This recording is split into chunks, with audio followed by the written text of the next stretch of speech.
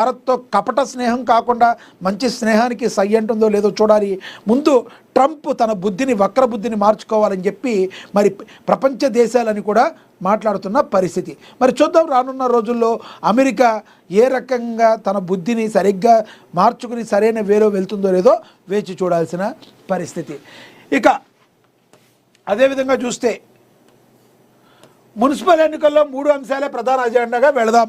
Congress BRS Majlis కుట్రలను చిత్తు చేస్తాం కేంద్ర మంత్రి బండి సంజయ్ అన్నారు కూడా ప్రచురించారు.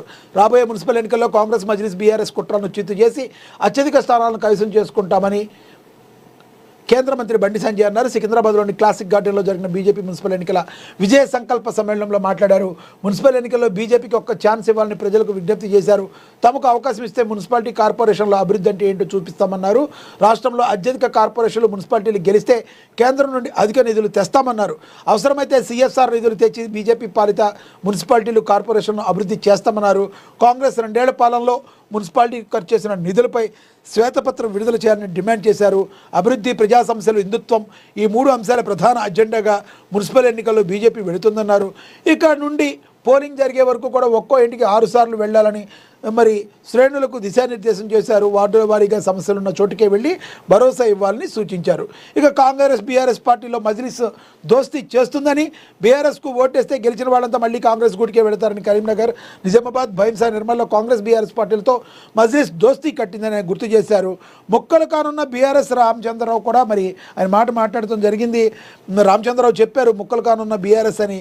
మున్సిపల్ ఎన్నికల్లో బీజేపీ పూర్తిగా సంసిద్ధంగా ఉందని బీజేపీ అధ్యక్షుడు రామచంద్రరావు స్పష్టం చేశారు. ఇటీవల జరిగిన సర్పంచ్ ఎన్నికల్లో పార్టీ కార్యకర్తలు చూపిన కృషిని ఆయన అభినందించారు. దాదాపుగా 5,000 సర్పంచ్ స్థానాల్లో పోటీ చేశామని, గతంతో పోలిస్తే బీజేపీ గెలుపు సంఖ్య పెరిగిందని అయితే చెప్పుకొచ్చారు. ఓకే, ఏ చెట్టు లేని దగ్గర ఆముదం చెట్టు మహావృక్షం అన్నట్టు అసలు మీరు బీజేపీ వాళ్ళు మీరందరూ కలిసికట్టుగా ఉంటే గట్టి పోటీ ఇచ్చేవాళ్ళు. మీలో మీరు కుమ్ములాడుకున్న పరిస్థితి ఈ రోజున రాష్ట్రానికి ఇది దాపురు ఇచ్చింది అనేది అక్షర సత్యం. అది బయట అందరికీ కూడా తెలుస్తుంది.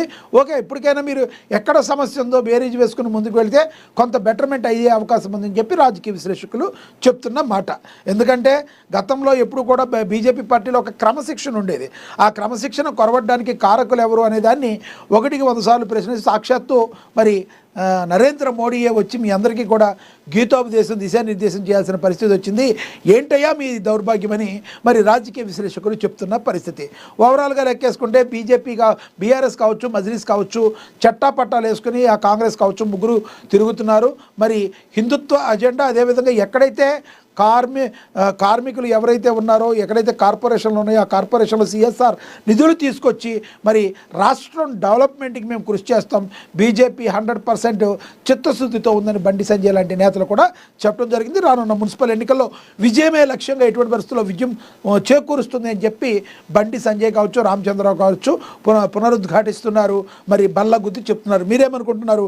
వచ్చే మున్సిపల్ ఎన్నికల్లో బీజేపీ తన సత్తా చాటుతుంది అనుకుంటున్నారా? మీరు కమెంట్ బాక్స్ రూపంలో కమెంట్ చేయండి.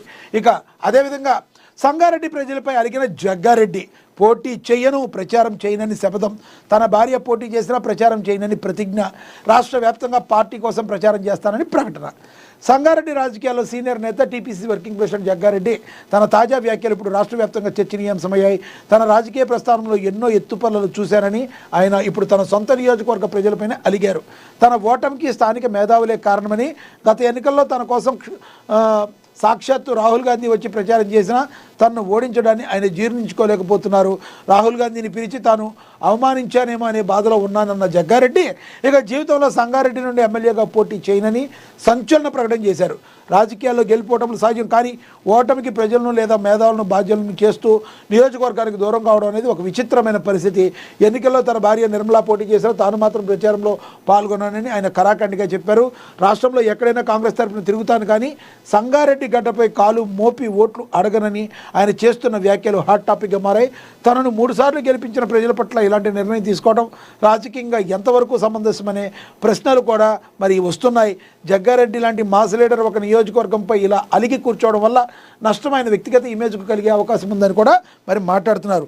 ఇది రాజకీయంగా ఒక తన మరి ఏదైతే మేధస్సుకు ఒక మచ్చుతునగా అనుకోవచ్చు. ఎందుకంటే ఆయన ఏమంటున్నారు, మీరు నన్ను ఓడించారని అంటున్నారు, కానీ తన భార్య పోటీ చేసినా నేను చెయ్యను, మీకు మీ పార్టీ కోసం నేను తిరగను, క్యాంపెయినింగ్ చేయను అని మాట్లాడుతున్నారంటే తన భార్య పోటీలో నిలిస్తే ఈసారి ప్రజలు మీరందరూ కంపల్సరీ వేయాలి అని చెప్పి ఓటు వేయాలని చెప్పి సున్నితంగా స్వీట్ వార్నింగ్ ఇస్తున్నారా అని కూడా మరి అనుకోవచ్చు అనే విషయం మనకైతే అర్థమవుతుంది. ఏదేమైనప్పటికీ జగ్గారెడ్డి లాంటి మాస్ లీడర్ ఈ రకంగా 3 సార్లు మరి ఆయన్ని గెలిపించారు అక్కడి ప్రజలు. గెలిపించినప్పటికీ కూడా మరి ఒక్కసారి ఓడించినంత మాత్రాన ప్రజల మీద అలగటం ఏంటబ్బా అని రాజకీయ విశ్లేషకులు అనుతున్నప్పటికీ ఒక్కొక్కసారి ఎంత అభ్యర్థించినా మనకి రావాల్సిన ఓట్లు రాకపోతే ఈ రకంగా కూడా మాట్లాడితే కూడా మరి తన భార్య ఒకవేళ పోటీ చేసినా నేను చెయ్యను, అక్కడ క్యాంపెయినింగ్ చేయను అంటున్నారంటే తన భార్య పోటీలోకి దిగితే ప్రజలందరూ కూడా అక్కడ వాళ్ళు ఓటు వేయాలనిపించకూడదు. అందులో మనకి తెలుసు గతంలో మరి పాడి కౌశిక్ రెడ్డి లాంటి వ్యక్తి మీరు ఓటు వేయకపోతే నేను చచ్చిపోతాను, ఇదే నాకు చివరి అవకాశం అని మరి ఓట్లు వేయించుకున్న పరిస్థితి. మరి అలాంటివి జరిగినప్పుడు ఇదేం పెద్ద వింత కాదు. మరి ఏదైతే జగ్గారెడ్డి ఉందో ఆయన విచక్షణతో ఆలోచించి వేరే సైడ్ నుంచి నరుక్కొస్తున్నారని నాకైతే అభిప్రాయం కలుగుతుంది. మీరేమంటారు జగ్గారెడ్డి చేస్తున్న వ్యాఖ్యల్ని? మరి రాజకీయంగా ఒక వ్యూహంలో ఒక భాగంగా మీరు ఏమనుకుంటున్నారో కింద కమెంట్ బాక్స్ రూపంలో కమెంట్ అయితే చేయండి. అదేవిధంగా తెలంగాణలో భారీగా ఐపీఎస్లు బదిలీ, లాజిస్టిక్స్ ఐజీగా గజారావు భూపాల్, మరి ఇంటెలిజెన్స్ డిఐజీగా ఆర్ భాస్కర్ అని కూడా ప్రచురించారు. ఇక పాలమూరును అభివృద్ధి చెందిన జిల్లాగా తీర్చిదిద్దుతా